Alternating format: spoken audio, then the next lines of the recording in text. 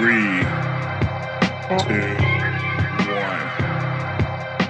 Welcome to Hungry Hip Hop, potluck style reviews where we dish out the freshest takes on what these artists are serving up.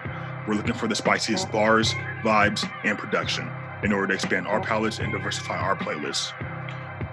On today's episode, we will be reviewing Freddie Gibbs' latest project, Alfredo. This project is a full-on collaboration between Freddie Gibbs himself and renowned producer, Alchemist. Freddie Gibbs is a rapper from Gary, Indiana, who originally got signed to Interscope back in 2006, but eventually signed to Young G's label and dropped a few mixtapes under them. He then created his own record label, where he eventually dropped his debut album, ESGN, which actually I heard years ago, but forgot about until I started researching this project. Some of Freddie Gibbs' most notable albums are two of his other collab projects, Pinata and Bandana, both with producer Madlib. Pinata was a universally acclaimed album and peaked at number 8 on the Billboard's Top 200. So, Freddie Gibbs, Alfredo. I love this. I loved this. I didn't think I was actually even going to like it because I'm not a huge fan of Alchemist's production. I admit he's a great producer. He just doesn't typically make beats I like. And so going into this, even just kind of like even start off with the first track, starts very, I don't want to say classical. Classical isn't the word, but it gives a very traditional jazz vibe, very nice. And then the way Freddie Gibbs flows in this entire project, he is just in pocket on almost every song. I prefer him almost over all his features. Not that they did bad, but to me, he just killed it. I can't imagine too many other people rapping super great over this type of production. I especially didn't even imagine Freddie Gibbs rapping great over this type of production, but he did. It was spectacular in my opinion. It actually made me like the production, to be honest. I was, expecting those smooth intros and everything like that. 10-song project. I think it's 36, 37 minutes, something like that. So it's not too long at all. Perfect, nice and digestible.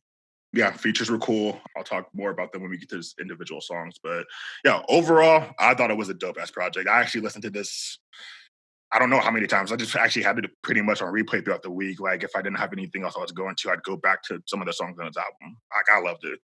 Alan, what do you think? So I actually went into this album with very, very high expectations. Having loved Pinata, loved Bandana almost as much. I still went in, I've never heard anything by Alchemist before, but Alfredo absolutely hit a home run with this. It was fantastic from front to back, really. One thing that I do want to highlight is the way that it always ties thematically back to the movie The Godfather and selling drugs in New York and kind of coming up and being this drug dealer kind of kingpin. Thematically, I'm always loving an album that has a good tie-in theme, and which this album really did. Mark, like you said, the production by Alchemist was just awesome. It blended a lot of kind of old school East Coast hip hop with that jazz.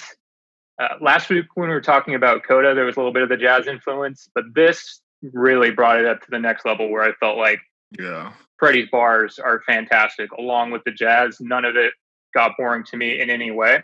Mm-hmm. And there's a few songs I've noticed on all of his albums. Freddie does an awesome job rapping along with samples that have kind of this old-timey chorus sing-song type sample. I know which song you're even talking about too. I'm pretty sure. Right. So one that comes to mind is All I Need. And the way that Freddie's able to work the chorus of that old song in with his verse when that song says All I Need just flowed perfectly. And that happens multiple times to this album. Just fantastic. This is the one that's probably my favorite album of 2020 so far. Damn. Yeah, so far Freddie Gibbs has never not hit a home run. He's 3 for 3. So I loved it, and now I'll pass it off to Juan. Hey, this is Juan here. So when I think about us doing Hungry Hip Hop, I think about us being exposed to new kinds of music that we usually wouldn't listen to, with the intention of, as we say, expanding our palettes, diversifying our playlists. So going into this, I was expecting and hoping that I would really like this project because I'm giving it a very charitable listen. But sadly, I did not like this project at all, really. Damn. I'll say there were a lot of positive parts of it, but overall, the production just, I couldn't do it. And the production, I think, dragged down everything else for me. Freddie Gibbs is a great lyricist. I thought his flows were on point. So many multisyllabic rhyme schemes. His voice and delivery are so good. But the beats. Oh, Juan. They were just like, the drums were mixed so low. There were so many layers to the production, which usually I love, but I was overwhelmed, to be honest. At one point I got dizzy because I was trying to keep track of all the different instruments. And so while I thought he did a great job, it couldn't make up for the production for me. So that's all I have to say. Milo? Hi, it's Milo, live and in stereo. So it's good to hear somebody else didn't enjoy this, because God. I was not impressed. Wow. Yes. I was not impressed. Really? This album, to me, I thought you would love this album this. was, I'm not going to say this album was bad. I'm going to put it this way. It was like eating cornflakes. It's breakfast. It's cereal, but it's not Frosted Flakes. I'm sorry. Wow. So I like the production. I think everyone pretty much expected that I was going to like the production. So I liked the production. So I liked Alchemist. I liked Tyler, the Creator. I really liked Tyler, the Creator. I was not feeling Freddie Gibbs. And I actually have a question. How old is this man? He's definitely older. He was born like late 80s. I thought so. Okay. Yeah. I didn't like his cadences. I didn't like what he was talking about. I didn't like the fact that I could, like, there was one song I started this out listening to it on stereo, and then I stopped and had to go get my headphones so that I could hear him and understand what he was saying. And even then I had to like concentrate and be like, okay, there's something in there about this.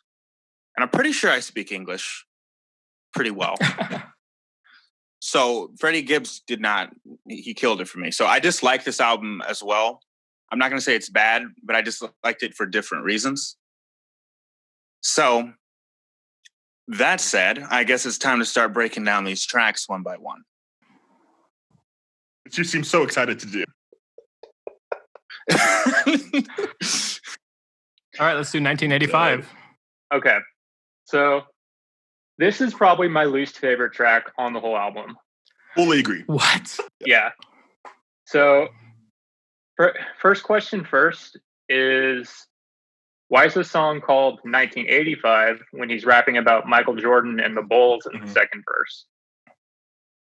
I was just pointing to the line, Gangland, if you put a hit on Freddie Kane, it'll be a gang murder. 1985, Michael Jordan, I travel with the cocaine circus. So yeah, if you remember in the Last Dance documentary, he was talking about how Michael Jordan, when he first got drafted to the Bulls, mid-'80s, it was like a cocaine circus. Like all the players were just doing drugs and all that shit when he first got drafted in the mid-'80s.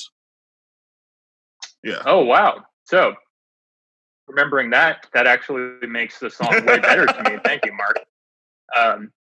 That's a fantastic way that I feel like I could have enjoyed the album more times and given myself more time to review it.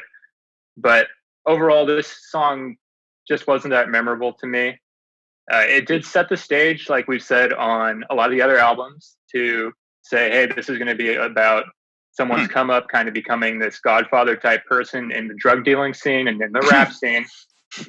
But in terms of the production, this is one that kind of sounds really like an East Coast hip hop song that I've heard, a million times over, which when Milo, you were saying it's cornflakes. So this is the song that is cornflakes to me. The rest of the album really becomes a really, really great Alfredo. So that's my opinion. It gets better. Did anyone like the electric guitar on this? I did. No, I didn't. You did? No. So this is the one place I think the production kind of faltered. Juan, you said you liked it? Yeah, it was one of the few songs I liked. Okay. So I was really confused when I first heard it. I was listening to it with my roommate Kevin, And he pointed out that it sounded to him like when you're at a dive bar and the music's too loud and you can barely hear what the people around you are saying. So everyone's kind of yelling. When I imagined that context, combining the guitar with the bad mixing, the low drums, the low mixing of his voice, all that together created that vibe. And I don't think I would have liked the production if I hadn't imagined it and experienced it in that context. But that made me like it. Also, his flow and his rhyme scheme were sick on that song. They were. To me, that's what saved it. You thought so? Dude was going way too fast for me. And that's the thing. I'm not saying like going too fast is wrong on principle. Obviously, Busta Rhymes goes fast on that track with Chris Brown. What is it? Look at me now. Yes, look at me. But I guess maybe it's what Juan mentioned, the mixing that made his fast technique unintelligible. Yeah. Because Busta Rhymes is intelligible on that track with Chris Brown. I feel like this is way more intelligible than that Busta Rhymes verse. Are you kidding me? Like, not even close. What? I was able to hear every word he was saying and whatnot. I will admit, though, like, fully for me, that, like, the guitar, whatever, like, leading the entire instrumental, it was kind of like, it's cool, but, like, it doesn't sound great. Like, not as an individual song or even just as an intro. Like, I know some intros are supposed to sound very different from the songs in general, but like either way, it doesn't sound good. For me, it's like, oh, that's cool. Like Freddie Gibbs was able to find a way to rap over just like a guitar lead, you know? But other than like it being cool for like that thing or whatever, other than that, it did not do it for me at all. Like this was by far my least favorite track. To be honest, aside from the first time, and then when I went to take notes on the album, any other time I was listening to this album, I just started straight with the second track. Didn't even go to this one. Which is a little sad because I'm looking over the lyrics and when I see them written out, there's a lot of stuff that really feeds thematically into the album. Like I said, this introduced the whole Michael Jordan comparison. And what do you guys make of beaming up? I'm sorry I sound like a boomer, but what is beaming up? Getting high, maybe? I've never heard it. So, do you have the line on you where he used that phrase? So, in the last verse, Geeker's beaming up to Scotty in my crack lobby. Yeah, I think it's getting high. Yeah, which I guess is just it, but it goes to speak to the issue that you guys brought up that might be a bigger issue than I was first giving it credit to on my listens, that it is hard for me to just like follow every single thing that Freddie says. Oh, yeah. And so I don't think it's a huge issue for my enjoyment of the album necessarily, but it is, if I'm going to come on here and talk for an hour about the album, I do wish that I didn't have to pull up a list of the lyrics to understand what he's saying all the time. Really nitpicky. It didn't take away from my enjoyment necessarily, but in this context, I would have liked a little more clarity. I think that's a real thing. I agreed with you, Alan. I thought that he was really hard to follow in his concepts. Often I would hear a line and I would be like, okay, I understand what he said in these two bars. And then I would try to relate it to what he says immediately afterward. And I have no clue like where his like reasoning is taking him. And that ends up, it doesn't end up ruining the experience of hearing his voice, because I think his delivery and his flow and everything are still enjoyable, even if his lyrics don't really make sense to me. Well, there was even a line in the song about Assata Shakur, who was a member of the Black Panthers who ended up killing a state trooper in 1973 and then herself died.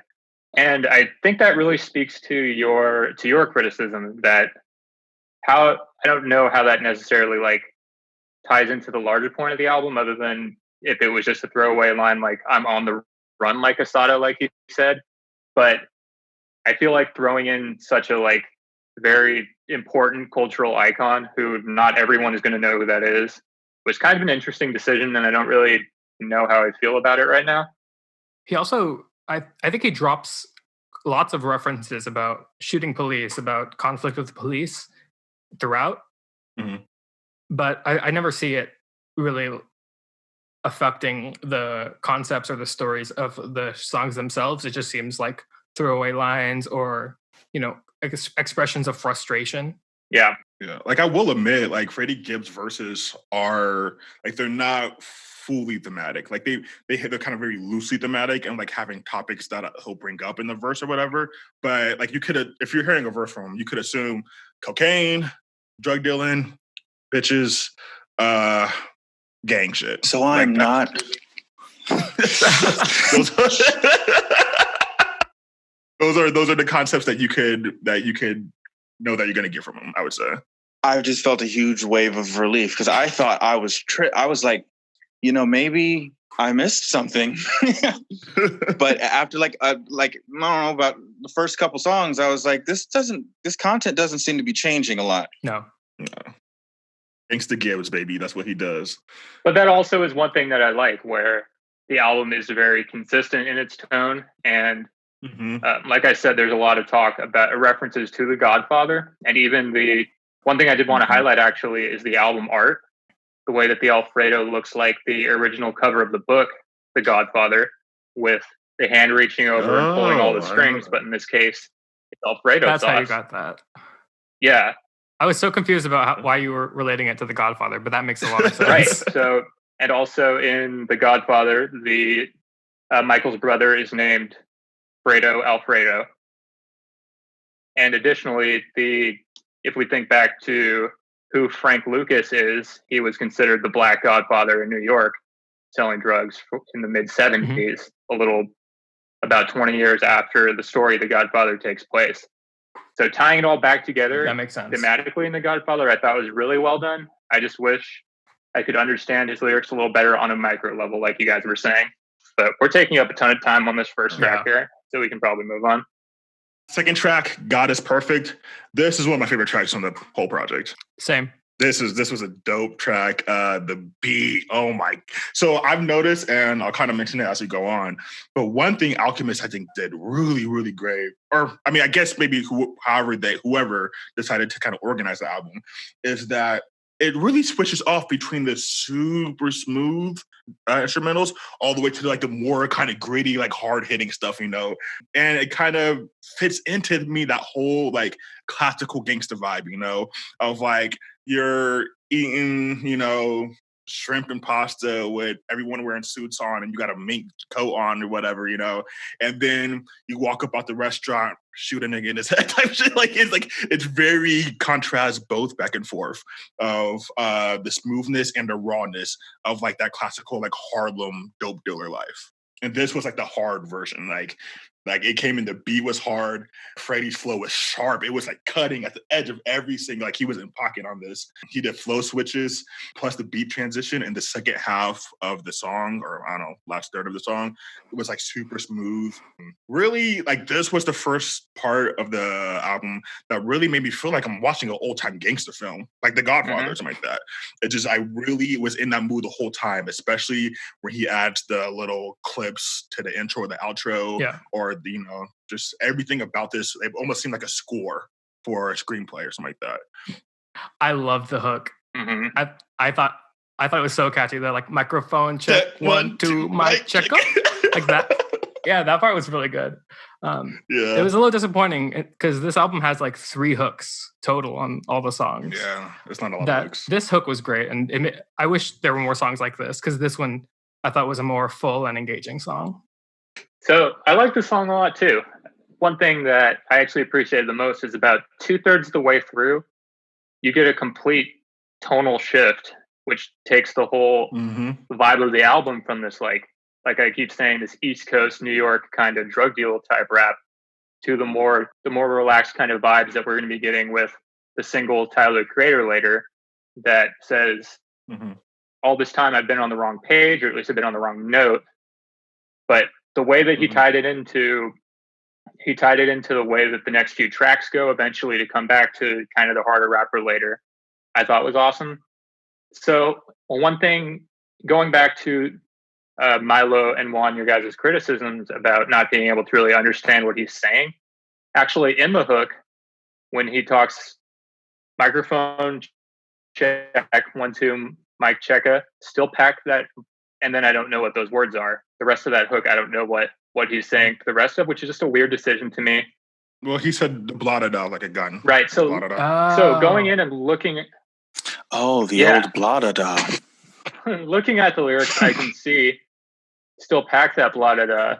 Subdan Allah, I pray to Mecca, which I actually just had to look up because it's Arabic for being immersed in God, like you're jumping into a pool to just be covered by God, and then I pray to Mecca. So in a way, I really enjoy that he really does get into being a Muslim on this album a little bit, not too deep, but with a lot of references to it. And then I pray to Mecca. I wish Jesus is King was as good about being Christian as this album is about being Muslim. That's some fair criticism. I enjoyed the production on this track. It was hard to understand him. There are some references to like Rico and gang life, so I was able to get like the overall idea of what he was talking about. Let's talk about the whole praying to Mecca deal. It is because don't get me wrong. I'm not saying this is exclusive to rappers who claim to be Muslim. Plenty of purportedly Christian rappers do the same thing, where they're saying all this stuff like, "Oh, I pray to Mecca, praise to Allah," but all the stuff you're doing is haram. Yeah. Like that doesn't. I'm not even Muslim, and I didn't even appreciate the reference. At least with Kanye West, he at least tried to pretend and put out the persona that he's abandoned like his former lifestyle. Whether that's actually true is a matter for some debate. So when you say you wish Jesus was king was as good at being Christian as this album is as good as being Muslim, I was kind of perplexed. To be fair, I'm probably biased that I just think this album is way better than Jesus is King. But sure, if I am speaking, in my opinion, I like this a lot more than Jesus is King. You know, I'm a Kanye fanatic, but generally with rap albums, I'm kind of going to be able to overlook that. But when you title your album Jesus is King, it's harder for me to cut you that same slack. You know what I mean? I also think it's kind of unfair to decide, especially as a group of vaguely Christianish people or whatever, to be deciding whether or not his Islam is authentic or is authentically being presented. I don't think there's one Islam, just like there's not one Christianity or one of any religion, right? That's true. So I think it's important to kind of allow him to express his faith and the contradictions or whatever he wants without kind of critiquing that from the outside. For me with this, I feel like y'all looking way more into this than like necessary. For me, I took this line as like almost simply like I got my gun on me praying to God, you know, that like nothing bad happens to me. Like that's why I keep this tool on me, you know. But instead for him talking about God, since he's, you know, Muslim, he's talking about Allah. And so So God is like protection. Is the idea? Yeah, God is he's covered in his, like what Alan was saying, he's covered in his presence of grace. That makes a lot of sense. I keep this blah, you know, praying to Mecca. And so, yeah. Yeah. Scotty Beam featuring Rick Ross. Oh. That Rick Ross feature was a mistake. I was like, as soon as he started, I was like, Rick Ross is still making music? Where did this come from? Hustling. His voice just, I won't say it was a mistake because like the content, what Rick Ross was saying. I did like the line, the execution will be televised. I thought that was clever because it was like a play on the revolution will not be televised. Yeah. It was cool. I was about that. Which I guess it's kind of relevant now, given current political climate. Very much televised. I feel like Mark loved this song. Oh, it was dope. Oh, Scotty B was dope, bro. I will admit, Rick Ross, he didn't ruin the song for me, nor did he make it better. It was just okay. Like I could really care less about most Rick Ross features, so it didn't mean much to me. Lyrics though, I liked a lot of the lyrics he said in this one. My favorite one is "Told the police in 05, I got more guns than them." You know, I thought that was a dope line. You know, I think he followed it up with something about like going to war with the FBI or something like that. Don't cross me like Isaiah. That shit is ill-advised. Allen basketball line. You know, that's early Michael Jordan. That is closer to 1985, so it's getting even more consistent than I originally thought. So that was a basketball reference. I heard that line. I was like, is he talking about Isaiah 50? I thought it was a Bible reference, but I don't know basketball. So. Yeah, I thought it was a Bible reference. I was like, Wait a minute. No. Yeah, he references a lot of sports stuff, specifically like basketball from the Last Dance documentary in this album, which is he probably made this album like super recently. But he also has a line where he says, and I kind of want to delve into this a little more if y'all interested, but he says, castrated niggas and their feelings on IG. I will never let this industry demasculize me. Demasculize? So this is... he says looking at the lyrics, he does. Yeah. It just made me laugh. He says, okay, that's what I thought. I originally wrote emasculate or emasculates, but I was like, oh no, he actually says demasculate, so whatever. But I noticed this because also in the track 1985, where he says, you niggas is sweeter than Joe Exotic. Obviously making a play on Joe Exotic's sexuality and stuff like that. And so continuing that line, then with this line of Scotty Beam, he very much is kind of keeping this whole very masculine, extremely hyper masculine attitude. Mm-hmm. And like, I don't know, like this where he says, I'll never let this industry demasculize me.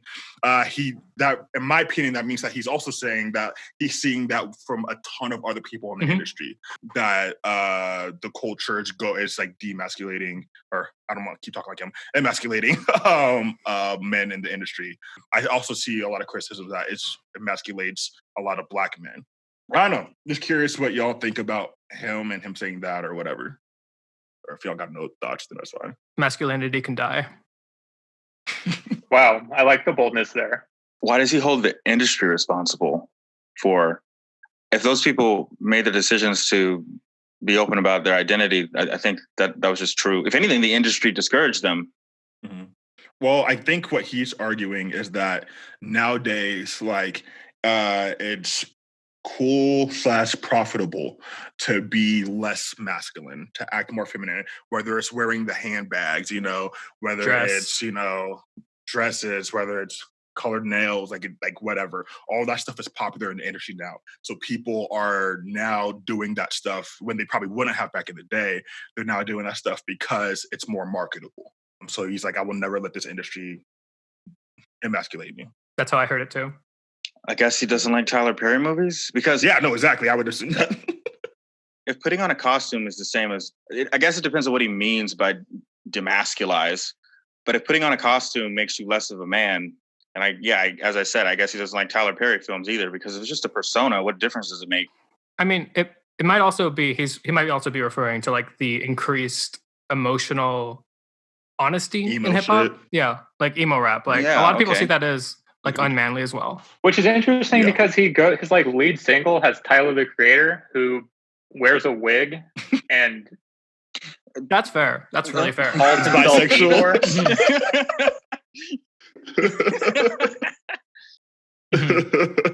Thank you for bringing that up. It is kind of a weird. It almost feels hypocritical in a way where like, okay, I don't know, maybe we might be diving into the line a little bit too much. I see this line as not a criticism of the social industry, but as a personal statement, like of stuff he sees. If like I see this, but trust me, I'm gonna stay this way. Not like he's criticizing people who act different or whatever. Calling people castrated niggas is kind of offensive, possibly. Yeah. Yeah. What do you say? Look at me. Yep. Next song. I had no idea how Freddie Gibbs was gonna rap over this beat when I first heard it come on, but then I was like, he did it. He came in smooth. He has a line in the hook where he says, "Too much coke will make a bitch's nose bleed from the nosebleeds to the floor seats." I was like, ooh! That's what I like. That sample was nice. I enjoyed that. I liked. I want this Alchemist guy. I don't know what other projects he's done, but I'm curious now. Oh, you should definitely check. He does a lot. I know I would assume he has some shit, but I know he has music with Action Bronson. I don't know if he has a project with him though, but this song is really short. Yeah. Like I didn't notice it ended. Yeah. This is one that I actually didn't have a ton of thoughts on, except that I did just generally enjoy the production. And when he is, like I said earlier in the beginning, when he was talking about, or when I was mentioning that he does a good job with taking weird samples of like old people singing and rapping with them, he does a really good job with that. I thought the flow was great, but there's nothing really lyrically that stuck out to me that I don't even barely even remember other than "Look at Me" and bars about coke. But that's the whole album. We want to Frank Lucas. Yeah, Frank Lucas featuring This beat. Benny the Butcher. I love this beat. You liked it? Yeah. Yeah, you liked it? Yeah. You liked it? It was the. I think it was my favorite beat on this. I loved the distorted bass line. I'm just a sucker for that. And I also liked the way that the drums came out much more clearly compared to the rest of the album. This one actually had me moving. This is the clearest song that I could actually understand him. And this is where it began to dawn on me that I wasn't imagining the content being pretty homogenous, that it was, like Mark just said, I remember some lines about coke, which is interesting that he titles the song Frank Lucas because Frank Lucas sold heroin. But I felt that was a very artful choice. Interesting story. I confused Frank Lucas with Crank Lucas, the producer, who's an engineer. So I was like, this better be good. Yeah, lyrically, there wasn't a ton that that stood out to me. Overall, I thought the lyrics were dope, but like, in terms of standing out to me, the only thing I would really say was, "You needed soldiers. I heard you rented some, telling war stories, and you ain't never been in none."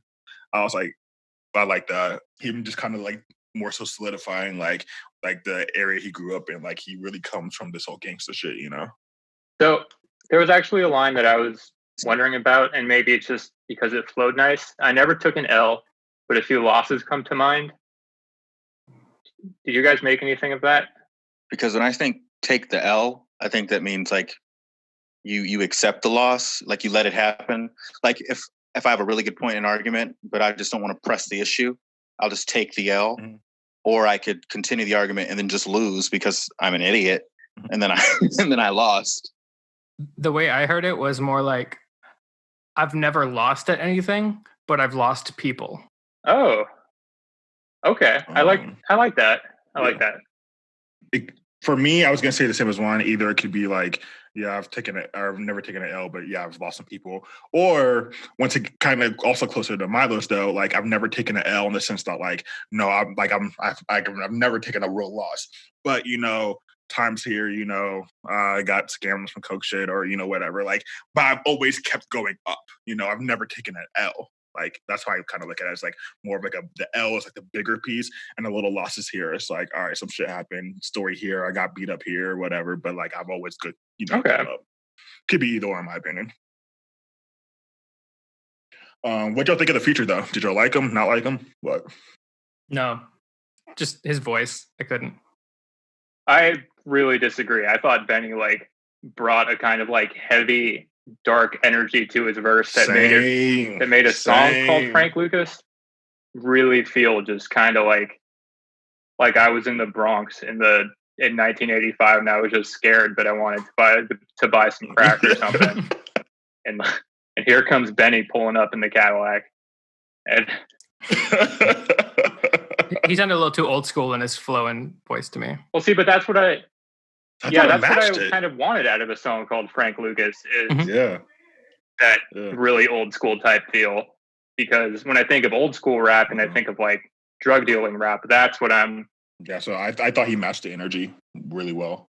And then one of his last lines, he says, they say hustling like a disease. I'm going to die with the symptoms. I'm a hustle. Now, since everyone seems to want to talk about it, something to rap about. So the line, trying to live to 93 to see the old me, I'll give him that one. That was clever. That was the cleverest line I think I encountered on this project from him. Gotcha. That's not to mention Tyler. Tyler, all I have written down for Tyler is, yeah. I love the content. And I know I listened to Tyler's verse twice because I wanted to make sure that, because one of my biggest gripes with Freddie Gibbs was that his cadences tend to be pretty repetitive. And then when Tyler came on, I went back and listened to his verse a second time, and it's definitely more dynamic than Freddie Gibbs's flow on this track. And the lyricism, that same kind of like bastard lyricism where they're just punchlines and like just riddled all over the place. I loved it. I didn't have much to say about the production though. So remember we were talking about how Coda's album last week made me feel like I'm in summertime wherever whoever that may be.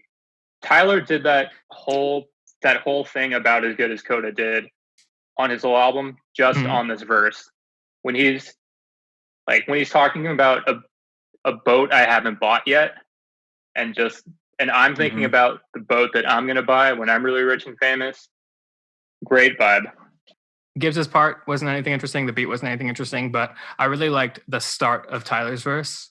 A little bit of what you've referenced already when he starts describing, I assume, the beat as a boat. I love it when rappers start off like a really chill song, like beat, by like just describing what they feel about the beat. I think it's just kind of a really cool thing to do. But also after he does that, he starts giving a lot of imagery, painting a picture of a really relaxed situation, like the sun's shining, cold water filling in my pockets, and definitely contributed to that summer vibe that you were describing, Alan. So vivid, so real. So, as any of the other people on this podcast know, I am a fucking huge Tyler, the Creator fan. Oh, yeah. I did not like this verse. Not at all, dude. I tried. I listened to this song probably the most times because I love Tyler. I love everything Tyler touches. I am a diehard fanatic, bro. But this just did not do it for me. Like, I'm cool with Tyler singing in like high-pitched distorted vocals. I'm cool with his raps other way, but like on this song, like it's not even that he wasn't spitting. Like he was spitting, but like it just didn't sound like it was for him. It sounded like he was trying to rap on a beat that's really not for him. And like he made it work. Like, all right, yeah, you rapped on it. But like I don't really want to go listen to that. Like you don't sound great over this beat to me. Your flow or your cadence doesn't sound great over this beat to me. Yeah, he was more dynamic. He was switching it up. Like he was doing his best he could on it. But for me, just did not sound great for him. So I, to be honest, was not a fan of the song at all. I did not like the beat that much. I didn't think Freddie Gibbs did crazy on it, and I didn't think Tyler did anything great on it either. Virtually, I really loved seeing this other side of him that's not just like insane. And I really loved he actually shouted out, quote unquote, old Tyler. He was like, I used to be a goblin under the bridges, now I'm up in this, man. I love that he's willing to acknowledge how far he's come, especially in his career when we think of the guy who wrote Bastard and tying up Taylor Swift and lines like that in his first albums. Now he's drinking lemonade in Mykonos. Seeing this kind of represent Tyler at his best, at his most confident, I think it's just an awesome way, even within the context of him as a person outside of the album. I mean, like lyrically, I fully agree with you. Lyrically, I'm for it, you know. And he mentions it on some of his other recent rap songs that he does, you know, like, you know, finally having the life he had, that's, you know, growing up, all the other stuff like that. I'm talking about sonically, bro. I just did not think he sounded good on this track, personally. I'd much rather listen to something from Flower Boy or Igor. But yeah, all that to say, I just wasn't a huge fan on it. But the beat was super smooth, so. So how did we feel about Baby Shit? Oh, yeah, I loved it. Baby Shit was, dude, the first thing I wrote down for my notes was perfect. It was like, to me, fuck you, my life. Like, I know, how are you going to listen to just stuff? The beat and flow went together so perfectly, bro. I didn't really put much else. I put perfect, beat and flow go perfectly together, and then got a pocket full of Dead Slave Masters. Like that was it, bro. Like other than that, like the song was dope, bro. Can someone help put into context? I went back and listened to it twice. I thought I missed. I was like, hold up, no, he didn't just say what I think he just said. Can somebody put the suck a baby dick line into perspective for me, please? Because that one threw me for a loop. Alan, you've been paying real close attention to lyrics. You said you were reading them while you were listening to the song. Can you help me decipher this? So that's actually part of the chorus. And I don't blame you because it is hard to understand it sometimes. But the line is, tell the pussy niggas suck a baby dick, bitch. So it's not. That makes sense. It's not a great look necessarily. I will grant you, but in terms of just someone who hates being criticized, I can see an angry rapper just saying that to his critics, not necessarily advocating for that in real life or anything. Yeah, it's just there's nothing to it. You might as well just replace it with you can suck a dick. Like it's just an added. Yeah, I think Baby is just thrown in to make the flow work a little better, I think. It's unfortunate he picked that word of all the 4-letter words, but. Juan, what are your thoughts? Nothing really stood out about this song. Overall, it was just very bland. But yeah, I didn't have anything much lyrically. Just I felt like whenever I heard this song, it was a perfect vibe, in my opinion. So I actually, I really love that this song is called. Okay, and a little more credence to Baby Dix in the fact that the song is called Baby Shit, and he's calling his critics as soft as baby shit. So at least in that way, it chimes into babies being soft and all these like people who are criticizing Milo's. I wish you guys could see Milo's face right now. But you're so disgusting. So how do we feel about Babies and Fools? Featuring Conway the Machine. Featuring who? Conway the Machine. Conway the Machine. Okay. Thought the production was scrumptious. Yeah. That was a meal. So this described it as very dreamlike. Like the production very much felt like a dream to me. So this is actually the song that I think best illustrates what I talked a little bit about in the beginning, where he uses the song that he samples to kind of finish lines in his verses. So, so in the original song that gets sampled, saying, "I give all of me," and then there's a lot of lines where he will finish up his verse with a line like, "I couldn't give her everything because she wanted," and then the song sings "all of me." And I think the way that Freddie's, and I guess credit to Alchemist on this, how smoothly it goes is just really, really good. And it's one of the songs I'm going to be like, keep coming back to because it just blends so perfectly in with the sample.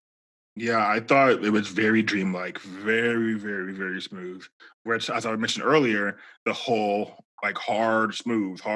Baby Shit was hard. Babies and Fools is a lot smoother. Then Skinny Shug, next time when we get to it, goes back to being hard. And so I thought they did that really nice. To be honest, I actually noticed more Conway the Machine. Like this beat sounds like it was made for him. Yeah, I thought he rapped amazingly on this beat. I thought his voice was great on it. His voice and flow were perfect for the beat. It just that very old school, you know, like I'm just telling you the story of like shit that's going on. Like I don't know. I thought he just was perfect for this beat. Yeah, good wordplay. My older son failing math. That shit ain't adding up. Yeah, that's a good one. I see what you're doing there. It sounds like something you would text us. 100%. For me, I did not like this beat at all. It was like my least favorite. I thought that the tempo of it was just much too slow. And I'm usually okay with the whole inserting a sample at the end of each verse, tying it up, stuff like that. But with such a slow beat, it just felt like it cut off any possibility of rhythm or progression or anything. And just these, I think it ended up being 6 tiny verses, each interrupted by the little sample. And it was incredibly boring for me. So, Milo, you actually brought up one of my favorite verses in the song, or actually really on the album. And it's one of the very last who says, "I'm on tour, I'm on the road, just hustling and shit. My baby mama cut me off. She's had enough of my shit. I'll cash app stacks every now and then, like that's enough."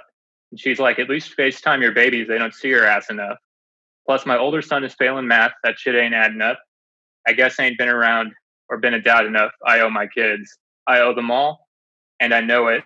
And for an album that is so focused on the like druggy lifestyle, on the gangster lifestyle, just getting one verse that's talking about being on the road and missing your family is pretty sweet. And I think like a rare piece of introspection on this album. That was definitely one of the most introspective verses on the entire album, without a doubt. I was wondering if anyone thought this track was more reflective than the rest of it. And that was Conway's part, right? Or was that? Yeah, that was Conway's verse that Alan was just talking about. Skinny Shug? I thought the guitar, the one that kept getting higher, was really annoying, and I thought it thwarted any possibility of me liking the song because it overpowered his vocals and everything else going on, and I could just hear that. I thought, once again, Baby Shit hard. Babies and Fools What? Softer. Sure, Baby Shit was a hard song. Babies and Fools was softer. And then Skinny Shug is a hard song again, like a really daunting beat. This also might be some of my favorite lyrics are in it, where he says, "If you come back and kill me, I know that shit was business, man. I'll never take it personally." Just like that's someone who has like a deep understanding of that hood life, that gangster life. Because I think in the lines before that, he talks about going and like robbing a nigga and like taking his shit, blah blah. And so yeah, if you come back and kill me, I know shit was just business. I don't take it personal. Like we'll just came and killed you, dog. Like but he just like that's part of life. Like that's the life I signed up for. That's the life I live in. And then he also says a line where he says, "Put down a crack bet on myself like I went back to the future with an almanac." And like he just knew crack was gonna blow him up type shit. And I was like, yo, that's a dope line. Well, actually, I was gonna bring up that as my favorite line in the song, but actually going back to the line "Dumb High, Marty McFly, put down the crack, bet on myself like I went back to the future with a rap almanac," which is really sick because Marty McFly he is the main character of Back to the Future, the movie. Mm-hmm. And then the plot of the second movie is one of the villains, Biff, going forward in time and buying a sports almanac and then using it to get rich off sports betting. So the way that the whole canon of Back to the Future movies was interweaved into this 3-line verse was just incredible to me. Like the first movie and the second movie both get referenced within 3 sentences. I had a feeling that he actually was a really great lyricist and it was all going over my head. And I think, Alan, when you comment on these things, it cements that. Like he definitely has a lot of interesting things he's saying and a lot of interesting imagery he's using. Well, that's why I just wish that he was a little more clear, because I don't figure this out unless I'm like literally reading the lyrics, right? And I think that kind of stuff can be great for people who are really committed and want to listen, because it's a very rewarding process to figure that kind of stuff out. But yeah, just not for me. I think you should always hit your audience on both levels, surface and deep. It should be like That's fair. A great song, you can enjoy both. A great song, I could, like hear it on the first listen and be like, oh, that's dope. Oh, I caught a metaphor there. Oh, like, oh, these are some dope lines and flows. And then upon my third, like a great song, upon my 30th listen, I'm like, oh shit, I never knew that, like. I wish this song had a little bit more memorable of production for me. Like, it's not to say it's bad. I probably would just like it fit in perfectly on kind of a relaxing rap type playlist or whatever. But it's just nothing that's just like hitting me that I'm going to want to immediately go back and listen to, because it's definitely not my favorite song of the album, which just sucks because I can tell he weaved so much story into these lyrics on Skinny Shug. All glass? Yeah, all glass. So what did you guys think of this kind of? I've been paying attention to this in a few, like when I've been listening to albums recently. How do you guys think All Glass serves as a way to wrap up the album, especially an album that is so thematically consistent? I think I've been spoiled a little too much by our friend Aubrey, at least not on Dark Lane Demo Tips, but I don't think I've ever heard anyone end albums as good as that man. So like hearing this song, honestly, like when it ended, I didn't realize it. And Spotify will like play other albums as a part of the content. So it didn't seem like a strong finish, to be honest. It didn't stand out. I don't really have any notes for I love the choir intro. Other than the line, money in the church pot, your nephew worked for me, got money in his church socks. I thought that was dope. I'm moving even in church, moving drugs. I gotta keep getting this money. But I don't know, I didn't know anything about the beat or anything, so probably wasn't the happiest with it, to be honest. I felt like he inserted a lot of great lines and punchlines. And this, I think, is where he was least coherent, or least had an entire concept behind a verse or a song. It felt like he was just throwing out lines that were good, but I would have liked them linked in some way, maybe thematically. I think it would have felt like a more fit closer if I felt like it actually was bringing things together rather than just throwing things out there. Yeah. That's actually, your guys' criticism is right along the lines that I was going to say. Milo, when you're talking about Spotify starts playing another song afterwards, Juan, you did mention that the lyrics were really good, and there were just a few times that when I'd notice when he's talking about other rappers, I would like tune out for like 10 seconds and be like, oh, I really like that line. And then I'd come back and maybe catch another line like at the end of that same verse, but I'm like missing a lot of it because he is kind of going so fast and is kind of hard to understand. Just like, because he talks about, like, I'm wearing Yeezys, but I ain't never been to Sunday service. But a lot of the stuff kind of between that just really tended to fade together for me. And then the song doesn't really end with kind of a bang the way that God is Perfect did. Would have been almost a better ending to this album for me. Yeah, I agree. So fully agree.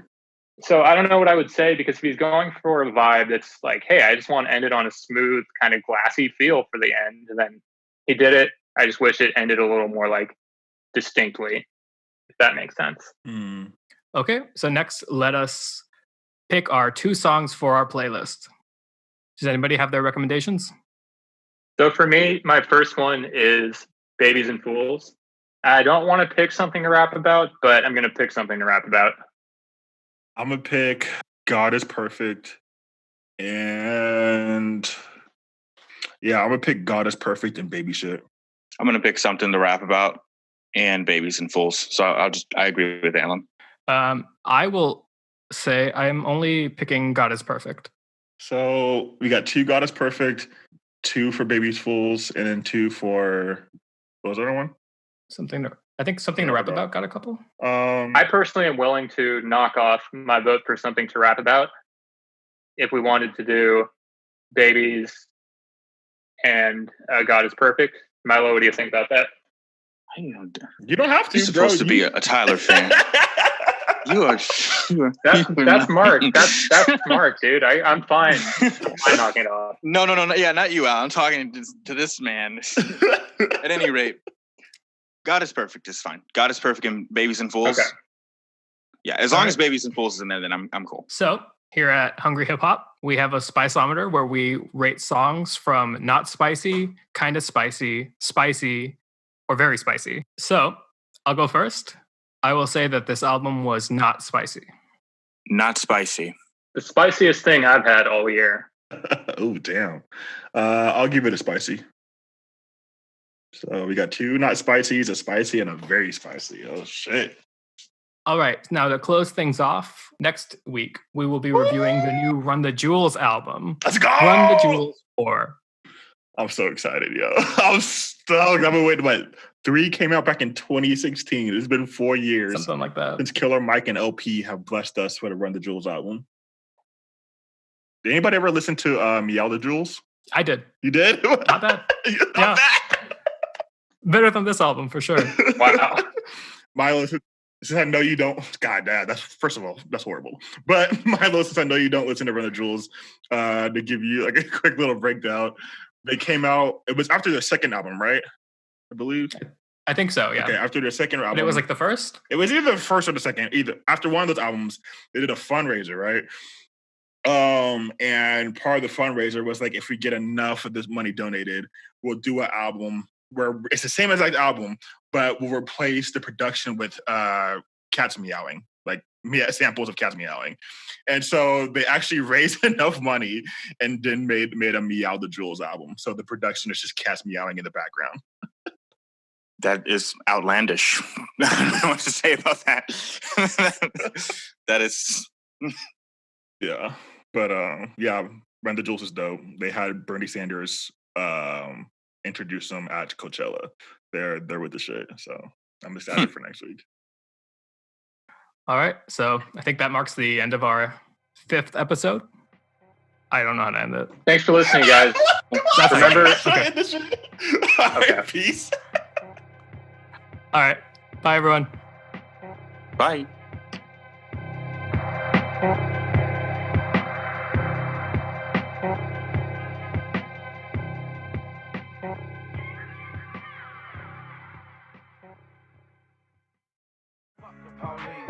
Fuck the police, fuck the police, fuck the police, fuck the police, fuck the police, fuck the police, fuck the police, fuck the police.